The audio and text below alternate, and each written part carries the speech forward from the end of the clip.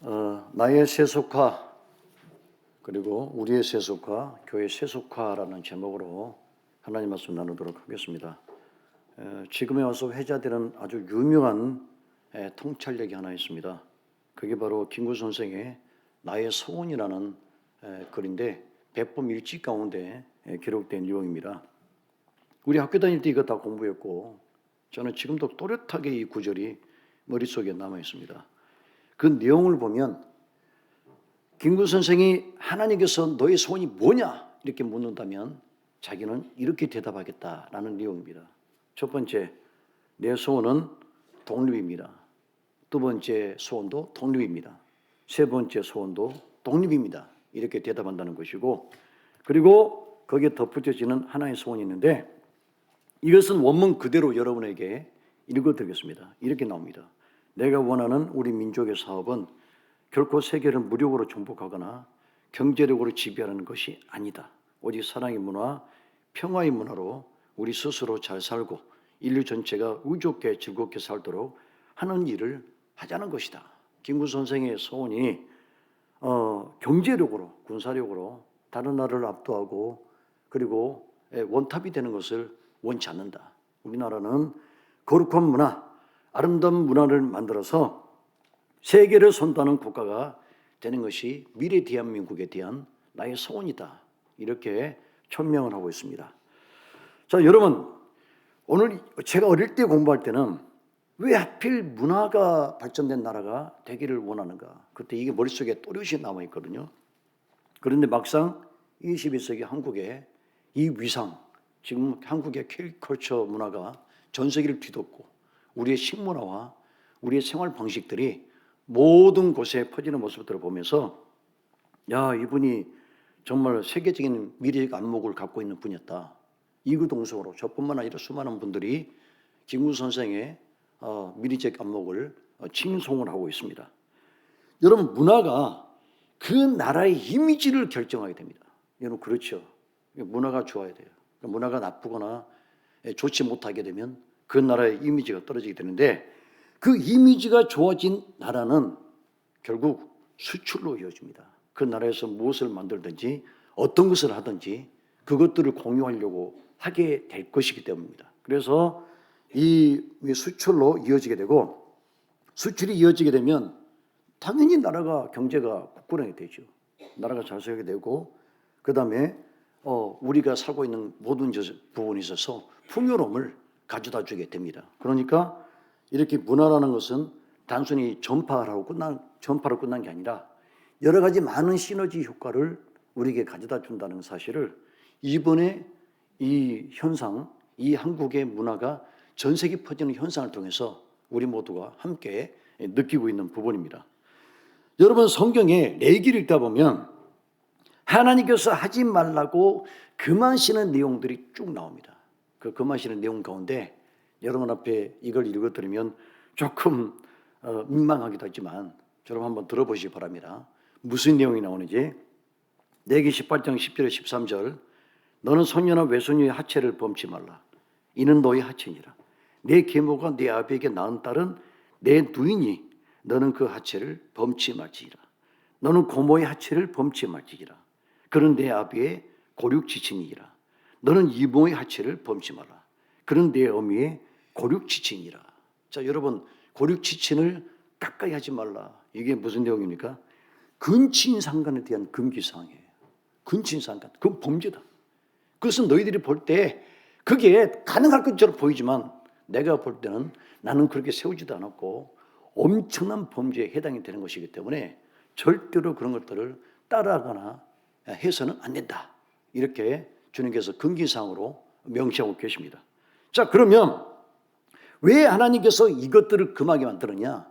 이것들을 금하게 된 그 기원, 그게 너무 우리에게 중요합니다. 자, 여러분, 하나님께서 이 죄들을 범하지 말라고 하실 때 레위기 18장 3절 5절 맨 꼭대기에서 뭐라고 시작하냐면 이게 중요해요. 한번 들어보시기 바랍니다. 너희는 그 거하던 애굽 땅의 풍속을 쫓지 말며 내가 너희를 인도할 가나안 땅의 풍속과 규례도 행하지 말고 너희는 나의 법도를 좇으며 나의 규례를 지켜 그대로 행하라. 나는 너희 하나님 여호와니라. 너희는 나의 규례와 법도를 지키라. 사람의 일을 행하면 그로 인하여 살리라. 나는 요원이라. 자, 보십시오. 분명히 이런 죄들을, 이런 것들 따라하지 말라고 그랬는데 먼저 하나님께서 말하게 했던 원인이 뭔냐면 애굽 땅의 풍속이라고 얘기했습니다. 가나안 땅의 풍속이고 규례라고 얘기합니다.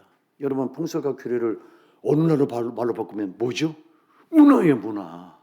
그들은 이런 더러운 문화를 갖고 있었던 겁니다. 이런 죄악된 문화들을 뻔뻔하게 문화라는 형태를 통해서 그들은 전혀 문제없이 이런 죄악들을 먹고 마시는 그런 범죄들을 범했던 겁니다. 여러분, 가나안 사람들은 사람이 갖고 있는 저질 문화를 갖고 있었습니다. 우리가 고급 문화와 저질 문화가 있지 않습니까? 아름다운 문화. 이 문화는 우리가 배우면 좋겠다 하는 그런 문화가 있고, 우리가 서양 사람들에게 배워야 될 아름다운 문화 중에 하나가 뭐냐면 레이디 퍼스트. 여성에게 남자가 먼저 자리를 양보해 주는 거죠. 여자가 차를 탈 때 남자가 문 열어서 레이디 퍼스트. 여자가 어디서 힘들면 남자가 달려가서 무거운 짐을 먼저 들어주는 레이디 퍼스트. 예, 여러분 참 좋죠. 아름다운 문화죠. 여성분들이 죽을 때도 먼저 레이디 퍼스트. 예? 레이디 퍼스트. 남자는 좀 더 뒤에 가고 여성은 빨리 앞으로 갈 수 있도록 길을 내주는 레이디 퍼스트. 이건 제가 한 게 아니고 이주희 씨가 하는 코미디였습니다. 굉장히 재미있는 코미디죠. 그렇죠. 레이디 퍼스트. 자, 가나안 사람들이 갖고 있는 원고도 없는 얘기를 한번 했어요. 예, 생각나가지고 이 가나안 사람들이 갖고 있는 이 문화는 저진 문화였거든요. 이스라엘 백성들에 대한 하나님의 염려와 노파심이 있습니다. 노심초사하십니다. 너희들이 그 땅에 들어가면 틀림없이 그들의 문화에 감염이 될 것이다. 그래서 너희들은 어느 순간 나를 떠나게 되고 나에 대한 믿음이 식어버리는 그런 범죄의 길로 접어들게 될 것이다. 이것이 하나님께서 이스라엘 백성에 대한 염려였습니다. 여러분, 이 문화라는 것이 얼마나 두렵냐면 이 문화가 죄가 문화라는 옷을 입으면 사람들은 죄를 죄라고 여기지 않습니다. 여러분, 죄는 어떻게 항상 우리에게 다가옵니까? 문화라는 옷을 입고 와요. 예, 죄는 죄로 오지 않습니다. 이것은 지금 현대 트렌드야. 지금 흐름이야. 시대적인 그런 흐름 속에서 우리가 살아간다는데 뭐가 문제입니까? 이렇게 주장하는 분들이 많거든요. 자, 여러분 혹시 이거 들어보셨습니까? 빨간 신호등 이론. 이거 정말 여러분 머릿속에 기억해 두십시오. 재미있는 이론이에요. 여러분이 어디 가서도 누군가 대화를 할 때 반드시 한번 써먹을 수 있는 그런 아주 굉장히 중요한 자료입니다. 이게 심리학 용어거든요. 사람들이 저쪽 교통 횡단보도 바로 앞에 빨간불이 켜 있으면 혼자 못 건너가요. 건너가면 큰일 나요. 그죠? 근데 만약에 빨간 신호등 때문에 건너가야 된다면 어떤 식으로 건너갑니까? 후다닥 건너갑니다. 사람들이 볼까 봐 무섭고 또 두렵고 부끄럼 당할까 봐 문화시민으로서 왜 그런 못된 행동을 하느냐 이런 소리 들을까 봐 후다닥 뛰어가거든요. 빨간 신호등이 들어왔음에도 불구하고 200명이 한꺼번에 건너가면 여러분 어떻게 건너가는 줄 아십니까? 당당히 건너갑니다. 그리고 차가 오고 있지 않습니까? 그러면 그 차가 오는 차를 향해서 손가락질해요. 멈추라고. 지금 사람이 이렇게 많이 건너는데 뭐라 해요. 오히려 운전자가 더 무한한 상태가 돼버리거든요. 그게 바로 빨간 신호등 이론이에요. 이 문화라는 것은 대중성, 다수성, 보편성을 떼게 되면 죄는 그때부터 더 이상 죄로 불려지지 않습니다. 이것은 우리의 문화가 되는 거고 우리의 습관이 되는 거고 관습이 되는 것이기 때문에 당신들이 인정해라 이렇게 나오는 겁니다. 그래서 동성애자들이 그렇게 몸살을 부리면서 이 동성연애를 많은 사람들이 할 수 있도록 다수성, 그 다음에 대중성, 보편성을 갖게 하는데 그들이 사활을 거는 이유가 여기에 달리는 겁니다. 사람들로부터 정당성 확보하기 위한 그들의 일종의 사악한 몸부림이라고 이렇게밖에 우리는 평가할 수밖에 없습니다.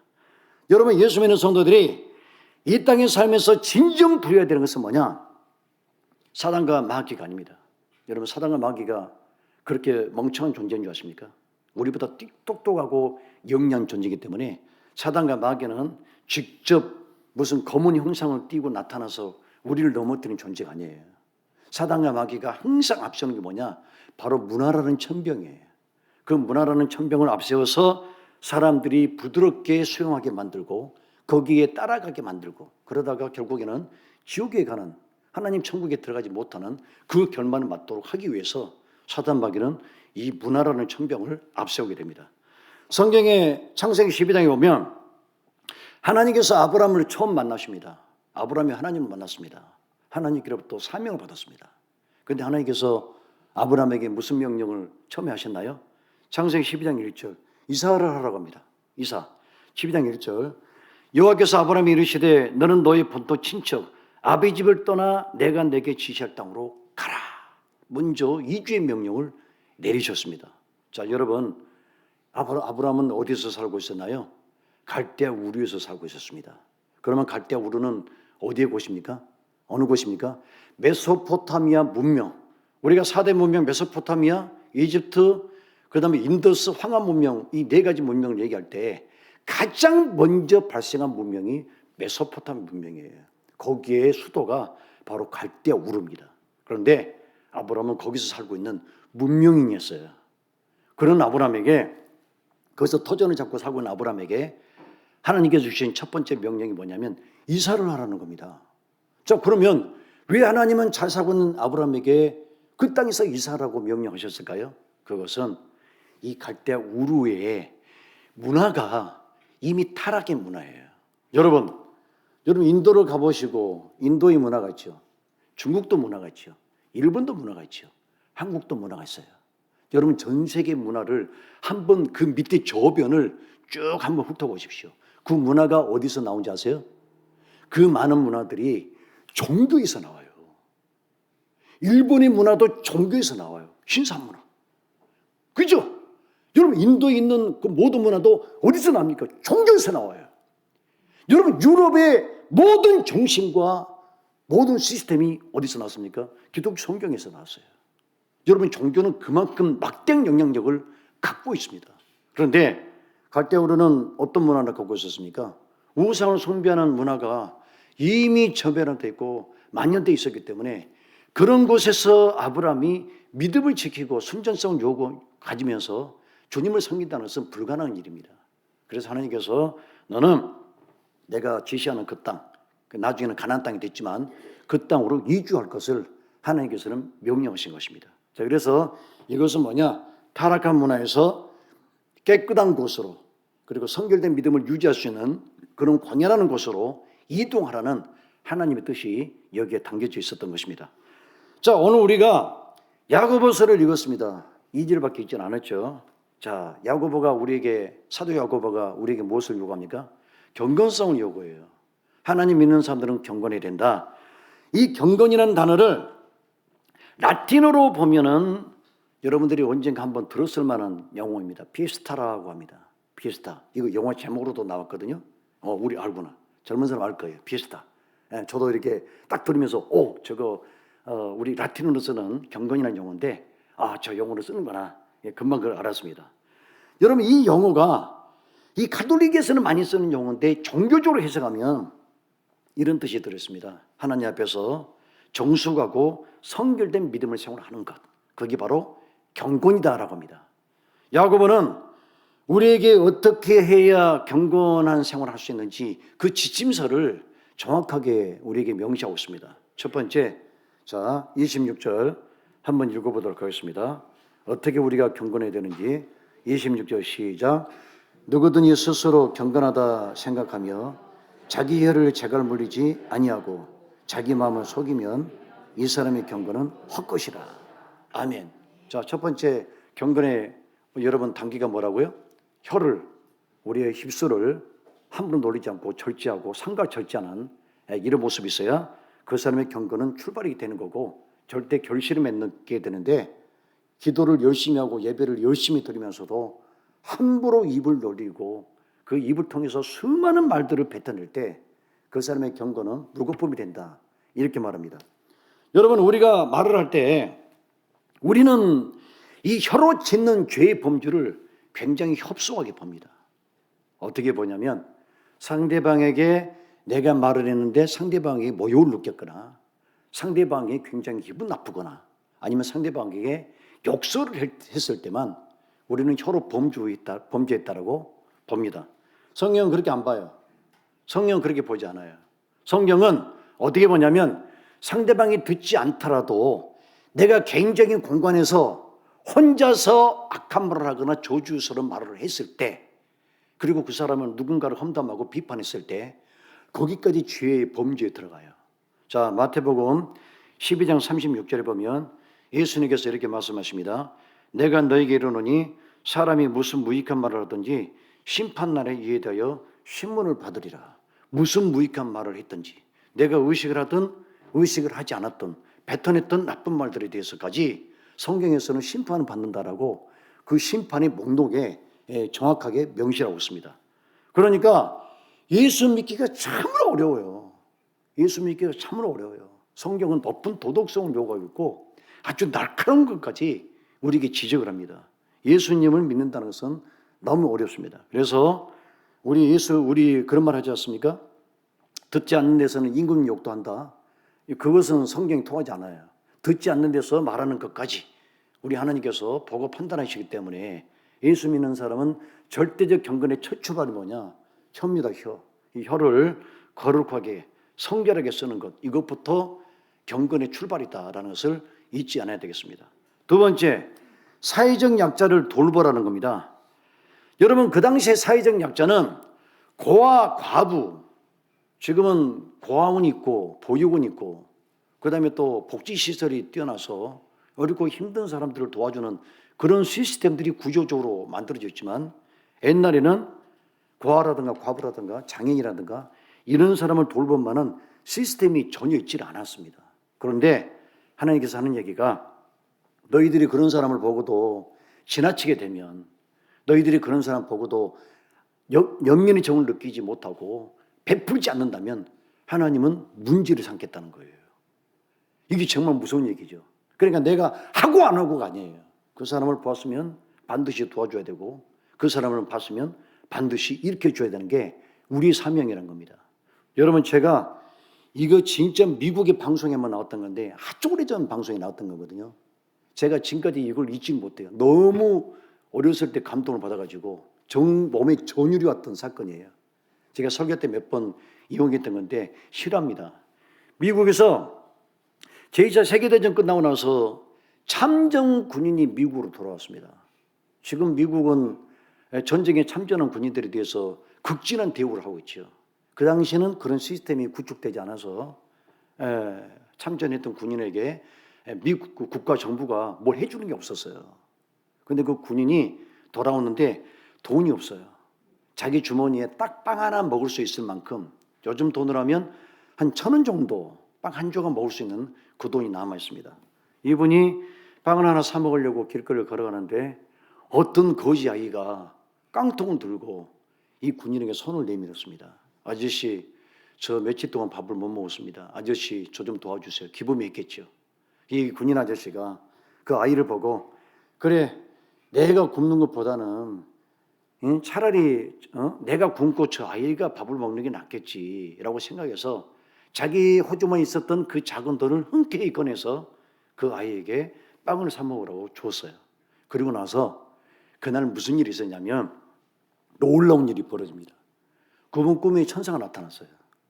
그분 꿈에 천사가 나타나서 그 당시에 복권 번호를 불러준 거예요. 이분이 복권 번호를 적었어요. 이게 복권이 한번 당첨됐습니다. 그런데 이걸로 끝난 게 아니에요. 천사가 또 나타났어요.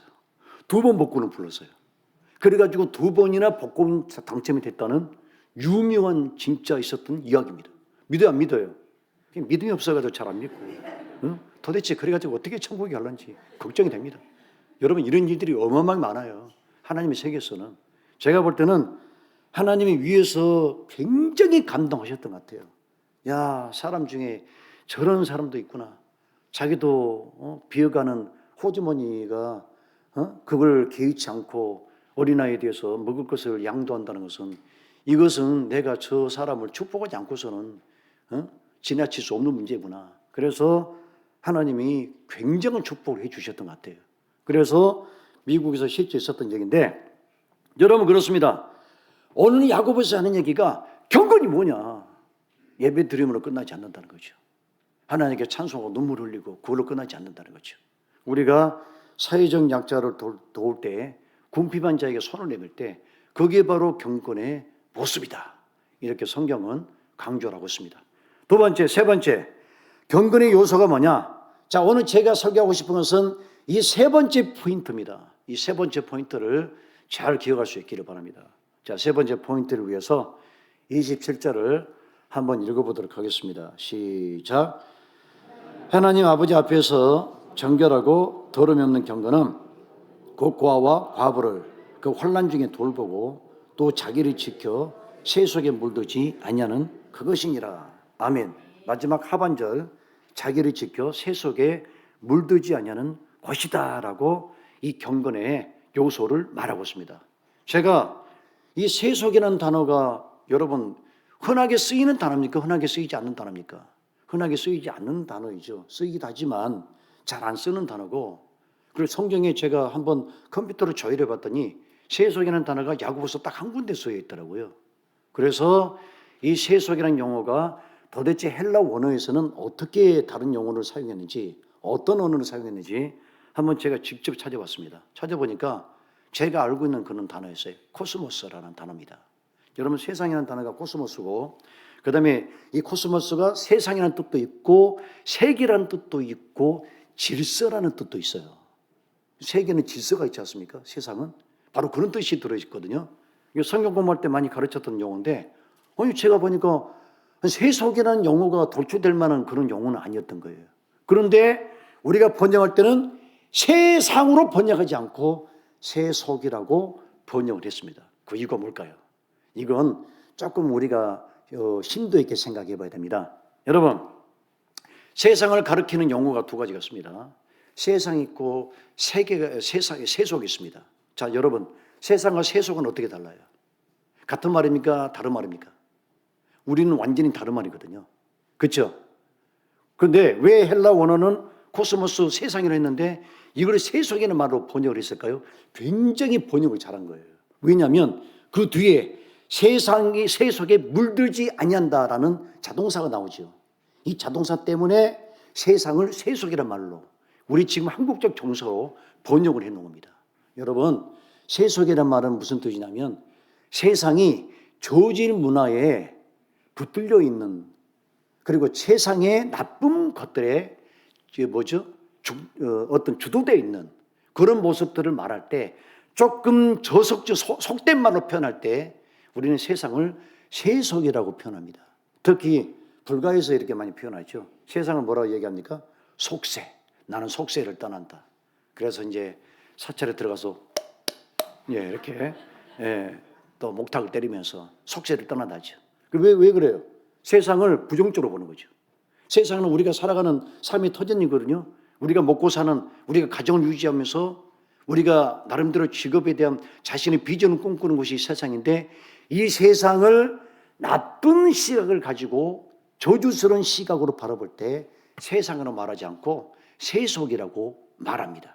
자, 그러면 사도 야고보는 세상을 부정적으로 보고 있습니까? 긍정적으로 보고 있습니까? 다시 한번 읽어볼까요?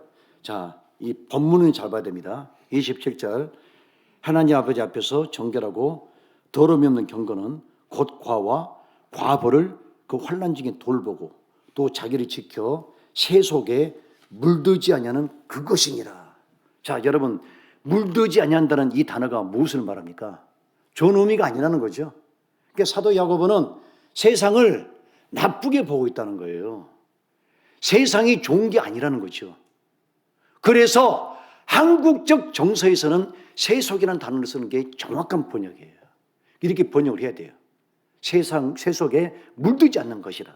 여러분, 세상에는 좋은 문화가 많아요? 나쁜 문화가 많아요? 여러분 보실 때 세상에는 좋은 문화가 많아요? 나쁜 문화가 많아요? 특히 우리 한비 한번 얘기 한번 해보시죠. 우리 젊은 청년, 해병대 갔다 왔던, 해병대는 절대 죽지 않는다. 해병대 어떻게 생각해요? 세상은 좋은 문화가 많아요? 나쁜 문화가 많아요? 나쁜 문화가 많습니다. 정답입니다. 세상은 나쁜 문화가 많아요. 여러분, 그래서 제가 적합한 예를 들어보면, 첫 번째, 세상은 어떤 나쁜 문화가 있냐면 돈에 대한 숭상에 대한 문화가 있거든요. 다시 말하면 만사형통이라고 그러죠. 그걸 갖다가 바꿔서 뭐라고 표현합니까? 금전형통. 돈만 있으면 다 된다는 거예요. 돈만 있으면 사랑도 살 수 있어요. 그리고 사람을 노인처럼 부릴 수 있어요. 돈만 주면. 그렇죠? 불평불만 많은 사람 왔다가 딱 입에다가 돈 몰려버리면 조용해집니다. 돈은 만사형통이면서 금전형통이 될 수 있는 게 돈입니다. 그래서 우리는 돈이 많은 사람을 보면서 어떤 생각을 하게 되죠? 그 사람을 숭상하죠. 저 사람은 성공한 사람, 대단한 사람, 그리고 돈만 많으면 이상하게 사람이 멋있어 보여요. 이렇게 별로 외모가 아니었어도 저 사람 엄청난 자상합니다라면 그 말을 듣는 순간에 굉장히 부티가 나고 뭔가 좀 있는 사람으로 보입니다. 돈은 그 정도의 매력과 어떤 가치를 갖고 있는 것들이죠. 그런데 여러분, 이 돈이 사람에 대해서 그렇게 나쁜 어떤 좋은 면을 만드는데 그 지금 세계에서 가장 큰 부자가 일론 머스크입니다. 두 번째가 누구죠? 빌 게이츠예요. 빌 게이츠는 컴퓨터 사업을 통해서 엄청난 돈을 벌어들인 사람이고 지금도 물 쓰듯이 써도 사라지지 않는 영원한 돈의 이 저장 창고를 갖고 있는 사람이 빌 게이츠입니다. 그런데 이 빌 게이츠가 무슨 일을 하는지 아십니까? 빌 게이츠가 자선 사업을 많이 해요. 아프리카 도와주고 그 남미 쪽에 가난한 사람들 도와주고 미국에다가 또 엄청난 많은 금액들을 사회 환원하고 굉장히 좋은 사람으로 알려져 있죠. 그런데 빌 게이츠는 사생활이 아주 문란한 사람이에요. 여러분 들으셨습니까? 소문? 빌 게이츠에 대한 소문 못 들으셨어요? 빌 게이츠가 굉장히 사생활이 문란해요. 어제 뉴스도 나왔어요. 그동안 이분이 은밀히 행했던 일들, 소문으로만 눈으로 들렸던 얘기가 이게 뉴스로 나오기 시작했습니다. 이분이 성병에 걸렸어요. 그래가지고 항생제를 찾은데 병원에 가기는 그렇고 그래서 이것을 은밀한 루트를 통해서 찾다가 그것까지 방송에 타는 일이 벌어졌습니다. 그런데 이게 절대 루머는 아닐 거예요. 왜냐하면 그런 이야기들이 무성하게 미국 사회에서 들려주고 있기 때문에 이분에 대한 단순히 인신공격이 아니고 그리고 미국의 부자들이 겉으로는 자선하고 도와주는 일을 하지만 그들의 사생활은 굉장히 지저분한 사실을 미국 사회에서는 공공연하게 다 알고 있는 부분입니다. 그래서 여러분 돈이 뭐가 문제죠? 이 돈은 문화가 되어버리니까 돈을 숭상하는 문화가 만들어지게 되죠.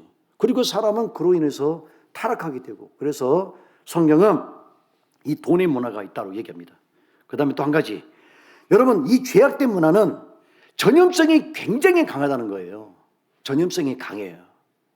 다시 말하면 여러분 사람들은 나쁜 것보다 좋은 것보다 나쁜 것을 빨리 배웁니다. 빨리 배우고 그 다음에 이상하게 이 나쁜 문화들은 우리의 영혼을 더럽힐 뿐만 아니라 우리 믿음을 식게 하는데 그런 어떤 저해요소로서 작동을 합니다. 제가 성경에 여러분이 흔히 들어보지 못하는 성경 구절을 한번 읽어보겠습니다. 이사야 3장 16절 여호와께서 이런 말씀하십니다. 시온의 딸들이 교만하여 느린 목 정을 통하는 눈으로 다니며 악의죽거려 행하며 발로는 쟁쟁한 소리를 낸다 하시도다. 자, 여러분 여기 보면은 무슨 얘기가 나오냐면 교만해서 목을 들인다. 교만해서 목을 들인다. 이게 뭔가요? 여자는 목이 길어야 이뻐요?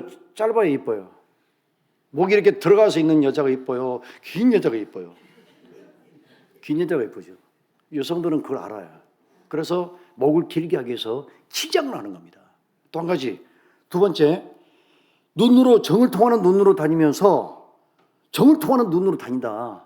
무슨 얘기냐면 아니 하나님의 백성들인 이스라엘 여자들이 남자들에게 길거리 다니면서 추파를 던지는 거죠. 오빠 우리 집에서 라면 먹고 가고 이런다는 거죠.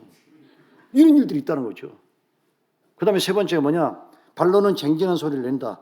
발목에다가 은고리를 걸어가지고 거기서 소리가 나게 만드는 거예요. 무슨 얘기죠? 지금 이스라엘 여자들이 따라하는 이 문화가 어디서 오냐면 이방 여자들로부터 들어온 문화입니다. 그것을 따라하는 거예요.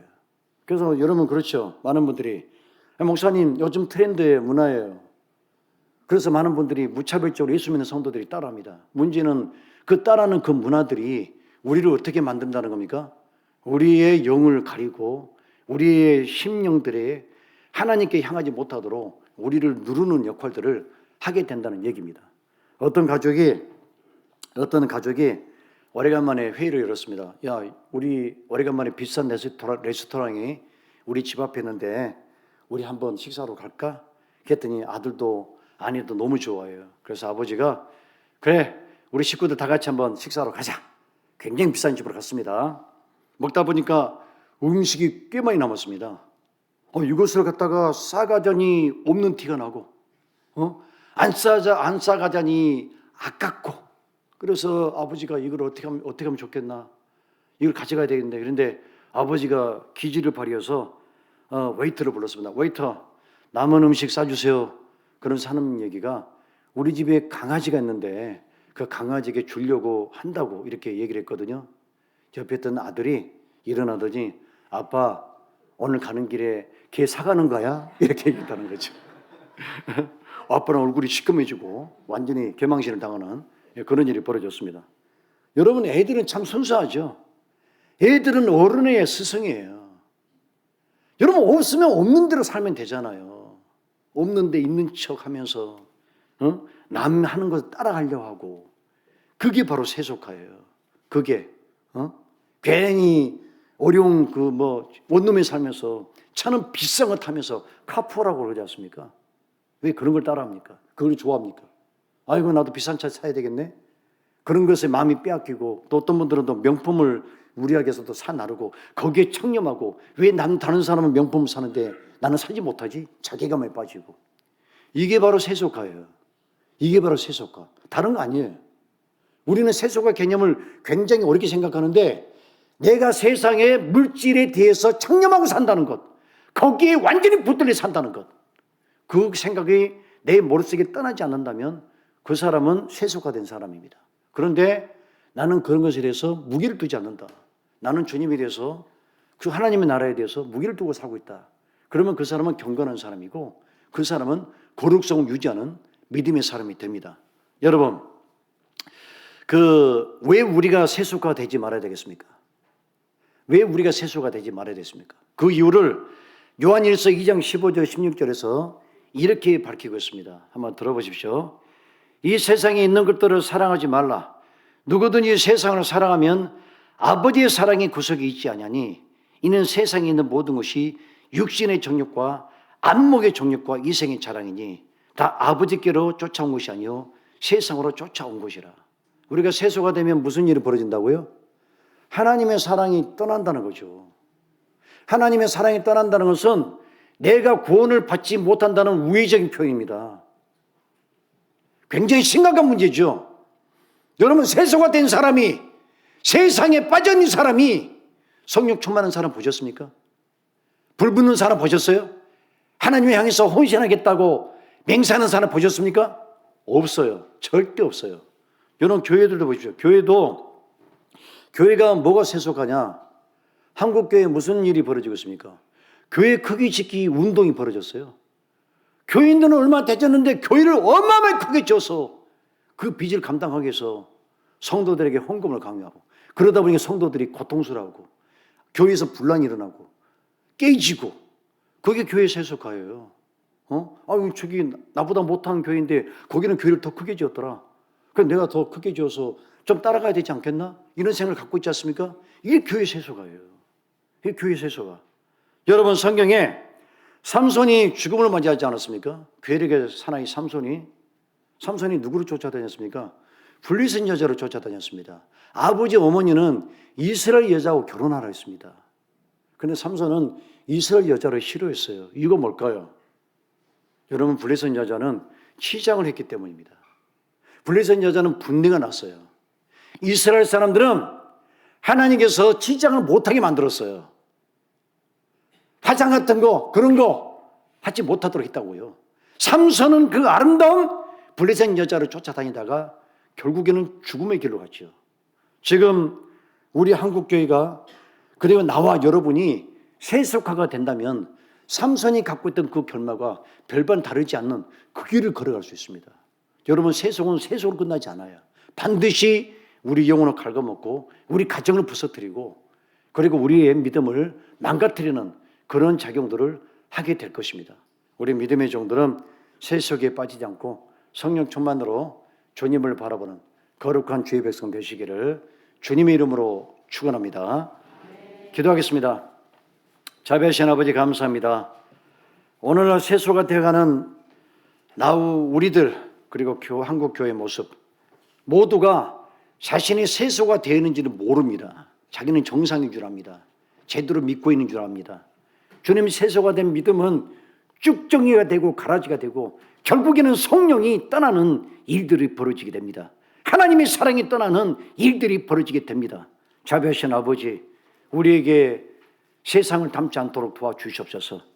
세상을 부러워하지 않도록 도와주시옵소서. 천국의 가치를 두고 주의 십자가를 굳건히 붙드는 하나님의 거룩한 종들이 되게 도와주시옵소서. 감사드리며 예수 이름으로 기도합니다. 아멘.